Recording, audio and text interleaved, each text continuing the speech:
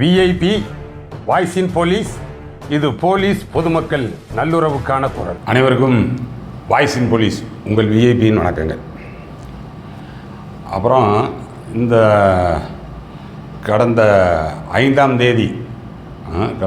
தேதி சென்னையில் நடந்த அந்த ஒரு பகுஜன் சமாஜ் கட்சியினுடைய தமிழ்நாடு மாநில தலைவருடைய படுகொலையை தொடர்ந்து அந்த தமிழ்நாடு காவல்துறையில் மிகப்பெரிய ஒரு அதிரடி மாற்றம், ஆனால் உயர்மட்ட அதிகாரிகள் அளவில் நிறையா மாற்றங்கள் நிகழ்ந்திருக்கு. வரவேற்கத்தக்க மாற்றம்.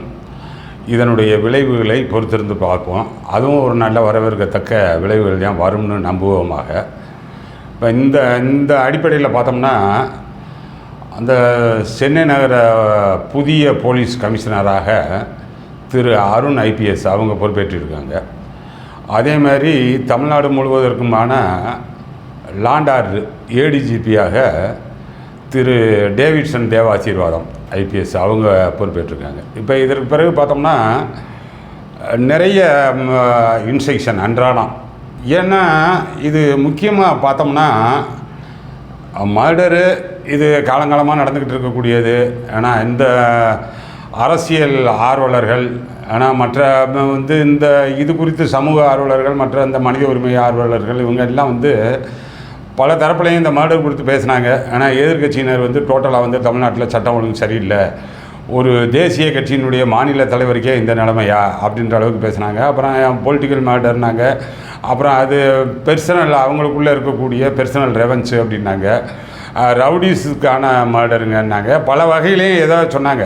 பட் என்ன இருந்தாலும் போலீஸ் என்ன பார்க்கும்னா, இதில் இது மாதிரியான இதுகளில் முக்கியமாக அந்த டைம் எப்போ நடந்துச்சு, ஆனால் அந்த டிஓ எப்போ, அதுக்கான அந்த டேட் ஆஃப் அக்கரன்ஸ் அது எப்போ அப்படின்றது பார்க்கும். பிளேஸ் ஆஃப் அக்கரன்ஸ் எந்த இடத்துல நடந்துச்சு, அந்த டிஎஸ்ஆர் கொடுப்போம் பாருங்கள், டிஓ பிஓன்னு சொல்லி, அது ரொம்ப ரொம்ப முக்கியத்துவம் வாய்ந்தது. அது இந்த விஷயத்தில் பார்த்திங்கன்னா, அன்றைக்கு தேதிக்கு அந்த மர்டர் ஆன அன்றைக்கு தேதிக்கு அந்த 5/7/2024 மாலை சுமார் 7 மணி அளவில் சம்பவம் நடக்குது. அந்த SOC பார்த்திங்கன்னா ரொம்ப ஒரு கன்ஜஸ்டட் ஏரியா, நல்ல பொதுமக்கள் போக்குவரத்தில். அந்த கல்பிரிஸ் தப்பிச்சு போகிறேன், சும்மா பப்ளிக்கு சின்ன பிள்ளைங்களோட, ஆனால் எங்கேயோ கடைக்கு போயிட்டு வர்றது, லேடிஸு எல்லாம் போய்கிட்டு இருக்காங்க. அவ்வளோ ஒரு நெருக்கடியான ஒரு இடத்துக்குள்ள ஒரு 7 மணி டைம், ஈவினிங் 7 மணி டைம். நீங்கள் தமிழ்நாட்டில் இருக்கக்கூடிய ஆல்மோஸ்ட் லாண்ட் ஆர்டர் போலீஸு எல்லாருமே, இன்க்ளூடிங் ஆஃபீஸர்ஸ், ஈவன் டிஎஸ்பி உட்பட எல்லாருமே ரோட்டில் நிற்கிற டைம் அது. யாருமே ஸ்டேஷன்லேயோ இல்லைன்னா ஆஃபீஸ்லேயோ இருக்க மாட்டாங்க. அதுதான் ஃபுல் பீக் வரும்.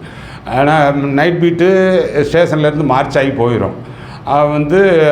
நைட் ரவுண்ட்ஸு கமெண்ட்ஸ் ஆகிரும், ஈவினிங் ரவுண்ட்ஸு கமெண்ட்ஸ் ஆகிரும். எல்லாருமே இருக்கக்கூடிய நேரம். எப்படி தான் இந்த பசங்க இவங்க இந்த அக்யூஸ்ட் எப்படி தான் வந்தாங்க, 2 வீலரில் தான் வர்றாங்க, வெஹிக்கிள் செக் எங்கேயுமே இல்லையா, எப்படி எதில் தான் கொண்டு வந்தாங்க, அவ்வளோ வெப்பனு எப்படி தப்பிச்சு போக முடிஞ்சிச்சு. அன்றைக்கி நைட்டு ஒரு 2-3 மணிக்கு மேலே தான் அவங்க சரண்டர் ஆகிறாங்க போலீஸ் முன்னாடி. அப்போ இன்பிட்வீன் எப்படி தான் தப்பிக்க முடிஞ்சிச்சு, போலீஸினுடைய அந்த விசிபிலிட்டி என்ன தான் ஆச்சு அப்படின்ற ஒரு மிகப்பெரிய கேள்வி வருது. அது பொதுவெளியில் அலசப்படலைனாலும் உயர் அதிகாரிகள் மட்டத்தில் அது பார்க்கப்படும். ஆனால் அப்போ அவ்வளவு பெட்ரோலிங் வெஹிக்கிள் இருக்கும். தலைநகர் சிட்டிலேயே, சென்னையிலேயே இந்த மாதிரி ஆகுது அப்படின்னு சொன்னோம்னா, அப்புறம் மற்ற ரிமோட் ஏரியா, ஐசோலேட்டட் வில்லேஜு, இதுலலாம் என்ன நடக்கும் அப்படின்ற மாதிரியான ஒரு பார்வை இருக்கும். அதன் அடிப்படையில் பார்த்தோம்னா நேரடியாக இது போலீஸுக்கு விட்ட சவால் மாதிரி. அதெல்லாம் விட்டுருங்க, அவங்களுக்குள்ளே இருக்கக்கூடிய அந்த மோட்டிவுக்கு அதுக்குள்ளேலாம் நான் போகல. ஆனால் அந்த PO DO இது பார்த்தோம்னா ரொம்ப ரொம்ப மோசமானது. நேரடியாக போலீஸுக்கு விடுக்கப்பட்ட சவால். அதன் அடிப்படையில் தான் இப்போ பல்வேறு இன்ஸ்ட்ரக்ஷன் அதெல்லாம் நடந்துக்கிட்டு இருக்குன்னு வைங்க. இந்த டேர் ஆப்ரேஷன், ஆனால் அதெல்லாம் ஒரு ரவுடி எலிமெண்ட்ஸுக்கான ஒரு நல்ல ஆப்ரேஷன். ஆனால் drive against rowdy elements operation ஒரு நல்ல ஆப்ரேஷன் நல்லா நடந்துக்கிட்டு இருக்குது. அதுக்கான ஆனால் முழுக்க ஓரளவுக்கு ஸ்ட்ரென்த்து ப்ரொவைட் பண்ணுங்கள். எல்லோரும் இதுக்கும் போடுறோம் அதுக்கும் போடுறோம், டேர் ஆப்ரேஷனுக்குன்னு சொல்லி தனி ஸ்ட்ரென்த்து கொடுத்தா அவங்க அது மட்டுமே பார்க்குற மாதிரி. எனக்கு பார்க்க இதுதான் சாக்குன்னு வச்சு மெயினாக அந்த உயர் அதிகாரி ஏடிஜிபி லாண்டாருக்கே நம்ம வைக்கக்கூடிய கோரிக்கை. இந்த சும்மா அகன முகனையாக வந்து ஒதுங்கி இருக்கானுங்க பாருங்கள் போலீஸு. ஆனால் கேன்டீனில் பட்டாலியன் கேன்டீன்லாம் போய் பாருங்கள், கேன்டீனுக்குன்னே வடை சுடுறதுக்கும் டீ போடுறதுக்கும் போலீஸு. ஆனால் இந்த நம்ம காவலர் அங்காடி இந்த கேன்டீன் இருக்குல்ல, அதெல்லாம் வந்து சும்மா ஒரு ஸ்டைபண்ட் மாதிரி இந்த போலீஸார் பசங்க எல்லா இதுவும் பார்த்தோம்னா சரி, ஒன்று குவார்ட்டர்ஸில் இருக்கும், இல்லைன்னா பட்டாலியனுக்குள்ளே இருக்கும். ஆனால் அதில் இருக்கக்கூடிய அந்த படிச்சுட்டு சும்மா இருக்கக்கூடிய பசங்க அவங்களுக்கு ஒரு கரெக்டாக மோட்டிவேட் பண்ண மாதிரி இருக்கும், வேறு எதுக்கும் போகாத மாதிரி இருக்கும். அது ஒரு எஸ்ஐ லெவலுக்கு ஒருத்தர் மட்டும் போட்டுக்கிட்டு என்ன ஜாமான் இங்கே எடுத்து கொடுக்குறதுக்கு, பலசர கடை வேலை பார்க்குறதுக்கு போலீஸ் ட்ரைனிங் துப்பாக்கி ட்ரைனிங் முடிச்சுட்டா வந்து இருப்பாங்க. பலசர கடை வேலை பார்க்குறதுக்கு பூரா இங்கே பார்த்தோம்னா ஒரு 10 போலீஸ் இருப்பாங்க. ஆனால் ட்ரைனிங் வடை சுடுறதுக்கு டீ போடுறதுக்கு எல்லா பட்டாலியன்லேயும் கேன்டீன் வச்சுருப்பீங்க, ஏஆரில் கேன்டீன் வச்சுருப்பீங்க. அங்கே இருக்கிற போலீஸ்லாம் அதெல்லாம் எடுங்க உருப்படியாக டியூட்டிக்கு கொண்டு வாங்க. லாண்ட் ஆர்டரில் தான் பத்தாமல் ரொம்ப ஸ்கேர்சிட்டியாக இருக்குது. லாண்ட் ஆர்டருக்கு நிறையா கொடுங்க. எல்லா ஏஆர்லேயும் மாரியம்மன் கோயில் பிள்ளையார் கோயில் வச்சுருக்கீங்க பாருங்கள், அது பூரா பூசாரி அந்த தனம் ஃபுல்லாக போலீஸு. அதெல்லாம் வந்து சும்மா மெயின்டைன் பண்ண வேணாம்னு சொல்லலை, மெயின்டைன் பண்ணணும். அப்போ ஒரு எஸ்ஐ லெவலுக்கு போட்டு ஓஎஸ்சில் இருக்கக்கூடிய எஸ்ஐ அது பார்க்க மாட்டாரா, அது போட்டு ஸ்டைபனில் அதை போடுங்க.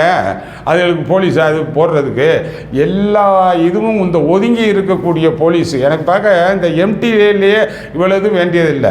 நீங்கள் இந்த லாண்ட் ஆர்டர் தவிர்த்து டிசிபி சிஆர்பி இந்த என்ன எஸ்ஏஹெச்ஆர் இந்த மாதிரி பெருசாக ஒரு முக்கியத்துவம் இல்லாத யூனிட் இருக்குது பாருங்கள், யூனிஃபார்ம் இல்லாத யூனிட், அதெல்லாம் வந்து ப்ரைவேட்டு இதுக்கே கொடுத்துடலாம். Contract on contract. இபியிலலாம் பார்த்தோம்னா எல்லாம் வந்து அந்த ஆதார் ஆஃபீஸர்ஸ் எல்லாருக்குமே வந்து ப்ரைவேட் ஆன் கான்ட்ராக்டில் தான் வண்டி ஓடும். 20,000 என்னமோ வந்து வரும் பில்லு, அவ்வளோதான் வரும்.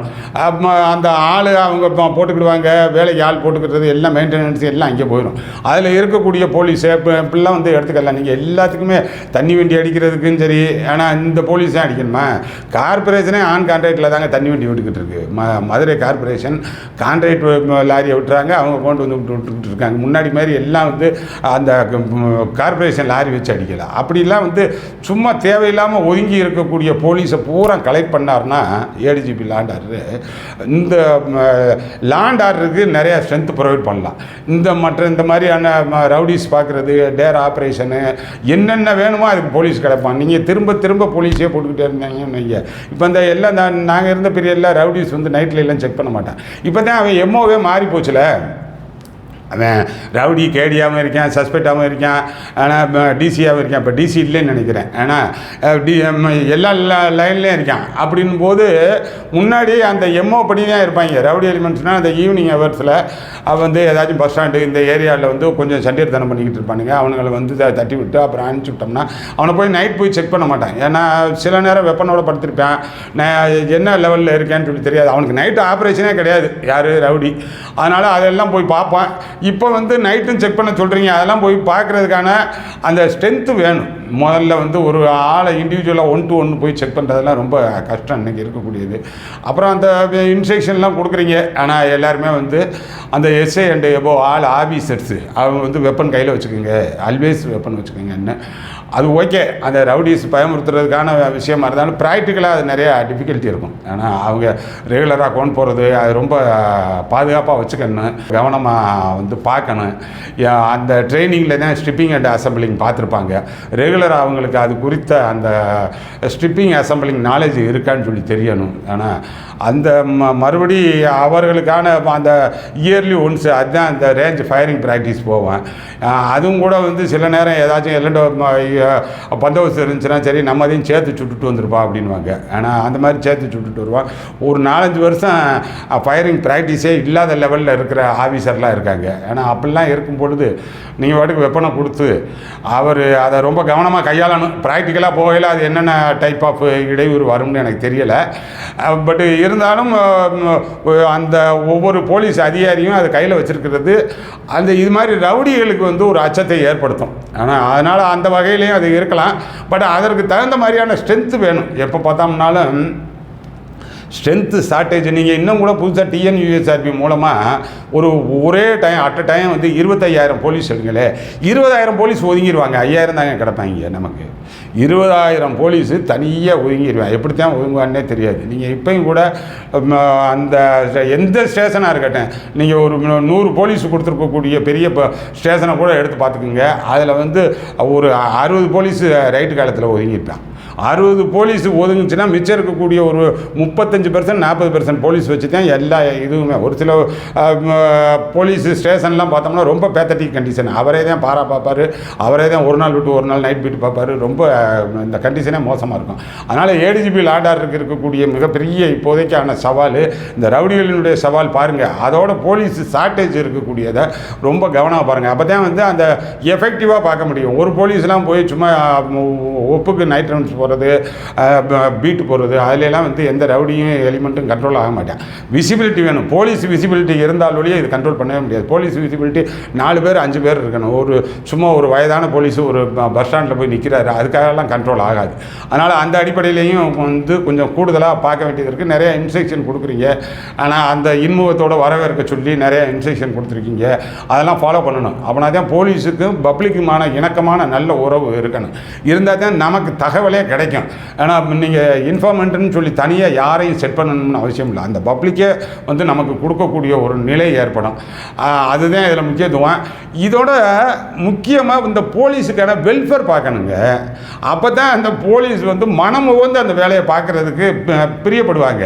அவர்களுக்கான வெல்ஃபேர் பார்க்கணும். இந்த 83 நாள் டிஏ குறித்து ஏற்கனவே 2 பதிவோ 3 பதிவோ போட்டேன். ஆனால் அதெல்லாம் வந்து எப்படிப்பா சொன்னீங்க? சில இதுலாம் எனக்கு வந்து அந்த டிஏ கிரெடிட் ஆயிடுச்சு அப்படிலாம் எனக்கு வந்து வாட்ஸ்அப் மெசேஜ் போட்டிங்க. 5 நாளைக்கு வந்து ஃபீடிங் கொடுத்தாங்க சார். அந்த 5 நாள் கழிச்சுக்கிட்டு ஆனால் 300 மேனிக்கு 1,500 ரூபா கழிச்சுக்கிட்டு 78 நாளைக்கு எனக்கு அமௌண்ட்டு கிரெடிட் ஆயிடுச்சு. நெருக்கி வந்து ஆல்மோஸ்ட் 24,000 ரூபா வரைக்கும் ஆயிடுச்சு அப்படிலாம் ஒரு சில மாவட்டத்திலேருந்து எனக்கு சொன்னீங்க. அப்புறம் பெரும்பாலான மாவட்டம் பார்த்தோம்னா இல்லைன்றீங்க. இன்னைக்கு பாருங்கள், இந்த திருவாடனை போலீஸார் புலம்பல், திருவாடனே இல்லை எல்லா இதுலேயும். அப்புறம் கோயம்புத்தூர் போலீஸார் புலம்பல், அப்புறம் கன்னியாகுமரி புலம்பல், ஈரோடு புலம்பல்னு வரணுமா? கொடுக்கல, சரியாக கொடுக்கல. அதெல்லாம் ஏடிஜிபி லாண்டாருக்கு தான் பார்க்கணும். ஆனால் அது வந்து கொடுக்க சொல்லி வந்துருச்சு. அது எலெக்ஷன் ஃபண்டுலேயே எலெக்ஷன் கமிஷனே வந்து அது ஒதுக்கக்கூடிய ஃபண்டு. அதை எப்படி வேறு எதுக்கு எடுத்து சோமாரிட்டீங்களா என்னன்னு சொல்லி தெரியலை. ஆனால் அதனால் வந்து அவர் ஏற்கனவே வந்து அது ஜிஓவாகவே ஆனது அப்படின்னு சொல்லி திரும்ப திரும்ப சொல்லிட்டான். அதனால் வந்து வேலை வாங்குங்க. வேலை எவ்வளவு செய்கிறதுக்கு ரெடியாக இருக்கக்கூடிய போலீஸு. இந்த ரவுடிஸுக்கெல்லாம் வந்து இந்த போலீஸ் நம்ம போலீஸ் பயப்படணும் அப்படின்லாம் சொல்ல வரல. சும்மா நம்ம ட்ரைனிங் முடிச்சுட்டு ஃப்ரெஷ்ஷாக ரெக்ரூட் போலீஸு, ஏன்னா ஆர்பிசி நம்ம ட்ரைனிங் முடிச்சுட்டு வெளியே வர்றான் பாருங்கள், அந்த நம்ம பட்டாலியன் போலீஸுக்கு பதில் சொல்ல முடியாதுங்க இந்த ரவுடி. அவ்வளவு தெம்பா, அவ்வளோ உடல் ரீதியாகவும் மன ரீதியாகவும் அந்த அளவுக்கு பலத்தோட தான் அந்த அவுட்புட்டு நம்ம வெளியே கொண்டு வர்றோம். நாளடைவில் வந்து இங்கே வந்து அரசியல் ரீதியான அழுத்தங்கள், அந்த போலீஸ் அதிகாரிகள் சொல்கிறதா அவனுக்கு ஆமாஞ்சாமி போட்டு கேட்டு அப்படியே கண்ணு முன்னாடியே வந்து தப்பு நடந்தால் கூட அப்படியே அது பார்த்தும் பார்க்காத மாதிரி இருக்கிறதெல்லாம் போலீஸ் எப்படி மாறி போகுதுன்னா, சரி நம்ம ஏதோ ஒன்று கேட்டோம்னா சரி அதிகாரிகள் நமக்கு சப்போர்ட் பண்ண மாட்டாங்களே, ஒன்னே யாரையா பார்க்க சொன்னது, ஒன்னே யாரையா கேட்க சொன்னது இப்படின்னு வந்துடுவாங்களேன்னு தனக்குள்ளே தானே குன்னி போய் ஒரு கட்டத்துக்கு பிறகு அந்த யானையினுடைய பலம் அந்த யானைக்கே தெரியாத அளவுக்கு ஒரு சின்ன பையன் கூட்டிகிட்டு போனான்னா பின்னாடியே போகுது பார்த்தீங்களா, அப்படி ஆயிடுச்சு போலீஸு. ஆனால் உண்மையிலேயே வந்து இந்த ரவுடி எலிமெண்ட்ல இதெல்லாம் பெரிய விஷயமே கிடையாது. நீங்கள் சொல்கிற மாதிரி ஒரு வாரத்தில் கண்ட்ரோல் பண்ணிடுவாங்க டோட்டலாக. அந்த அளவுக்கு எஃபெக்டிவான போலீஸு. ஒவ்வொரு இண்டிவிஜுவலுக்கும் ஒரு வீரர் இருக்கும்ல, ஒவ்வொரு இண்டிவிஜுவலுக்கும் ஒவ்வொரு தனிப்பட்ட ஆளுமைக்குன்னு ஒரு வீரர் இருக்கும்ல. ஒரு ரவுடி பையன் ஒன்றும் படிக்காதவன் இவன்லாம் ரோட்டில் நின்று செலவல் பண்ணிக்கிட்டு இருக்கேன், நம்ம என்னடா பார்த்துக்கிட்டு இருக்கேன் அப்படின்ற ஒரு தன்முனைப்பு வராதா? எல்லாருக்கும் வந்துக்கிட்டு தான் இருக்குது. ஆனால் இது இந்த உயர் அதிகாரிகள் ஆனால் அவர்களுடைய கண்ட்ரோலுக்கு கேட்டு நீங்கள் இப்போத்தையும் சொல்லியிருக்கீங்க அரசியல் ரீதியாக எந்த அழுத்தத்துக்கும் பயப்பட வேணாம்னு.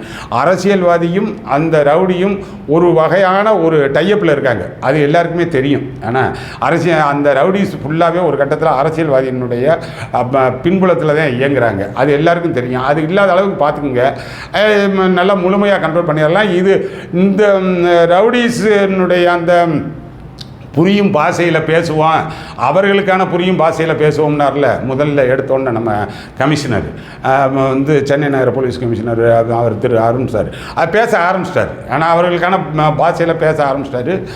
ரவுடி திருவேங்கடம் என்கவுண்டர் ஆகிட்டாப்புல. அது குறித்து இங்கே நீங்கள் என்னதான் விமர்சனங்கள் என்னதான் பேச்சு இது வந்து ஃபேக் என்கவுண்டர் அப்படி இப்படின்னு சொல்லி இருந்தாலும் ஜென்ரல் பப்ளிக் வரவேற்கிறாங்க என் பார்வைக்கு. ஆனால் அப்புறம் வேறு என்ன செய்யும், அதுதான் அந்த வீடியோ வந்து ரிலீஸ் பண்ணதெல்லாம் பார்த்துட்டு ஜென்ரல் பப்ளிக் மத்தியில் ஜென்ரல் பப்ளிக் தானே முக்கியம், அவங்களை காப்பாற்றுறது தானே போலீஸினுடைய தலையாய கடமை. அதனால் அதை அவர்கள் தரப்பில் அதை வரவேற்கிறாங்க. அதுதான் நான் பார்த்த பல்ஸு. அதனால் இந்த போலீஸாருடைய கைகள் கட்டப்படாத அளவிற்கு அவர்கள் மிகச்சரியாக வேலை பார்ப்பாங்க. அவர்களுடைய ஸ்ட்ரென்த்து கரெக்டாக பாருங்கள். அந்த ஆன மோனையாக உடங்கியிருக்கிற ஆழம் பூராத்தையும் உள்ளே கொண்டு வாங்க. லேண்டர் வந்து எஃபெக்டிவாக வேணும் அப்படின்னா இன்னும் நிறைய ஸ்ட்ரென்த்து கொண்டு வாங்க.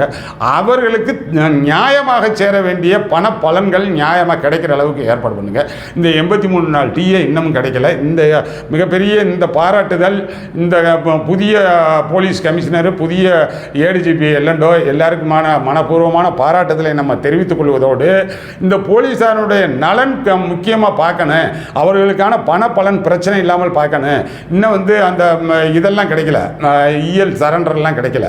அதனால் அதெல்லாம் கிடைக்கிறதுக்கு அரசுக்கு நீங்கள் கோரிக்கையை முன் வைக்கணும். மற்ற துறை மாதிரி இல்லைங்க, இதுக்கு கூடுதல் சலுகையை நம்ம செஞ்சால் தான் அவங்ககிட்ட இருந்து ப்ராப்பரான 100% ஒர்க் எக்ஸைட் பண்ண முடியும் அப்படின்றதெல்லாம் அந்த உயர் பதவியில் இருக்கக்கூடிய நீங்கள் தான் அதை எடுத்து சொல்லணும். அதை சொல்கிறதுக்காக தான் இந்த பதிவுக்கு வந்தேன்.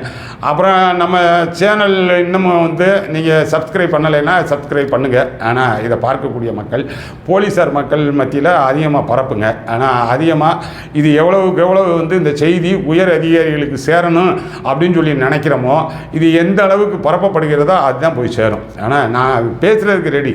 ஆனால் ஒரு விஷயத்தை வந்து நம்ம ஒரு 10 பேராக பேசுகிறதுக்கும் ஒரு 1000 பேராக பேசுகிறதுக்கும் வித்தியாசம் இருக்குது. அதனால் இந்த தளத்தில் வந்து நீங்கள் அதிகமாக உங்களை இணைத்துக்கிட்டு நீங்கள் சொல்லக்கூடிய கருத்துக்களையும் கமெண்ட் பாக்ஸில் நிறையா சொல்லுங்கள். அதெல்லாம் கம்பைல் பண்ணி தான் நீங்கள் கிடைக்கலன்னு சொல்லி நிறையா சொன்னதை வச்சு தான் இப்போ இந்த பதிவு. ஆனால் அதனால் அடுத்தடுத்த நல்ல பதிவுகளில் சந்திப்போம். வணக்கம்.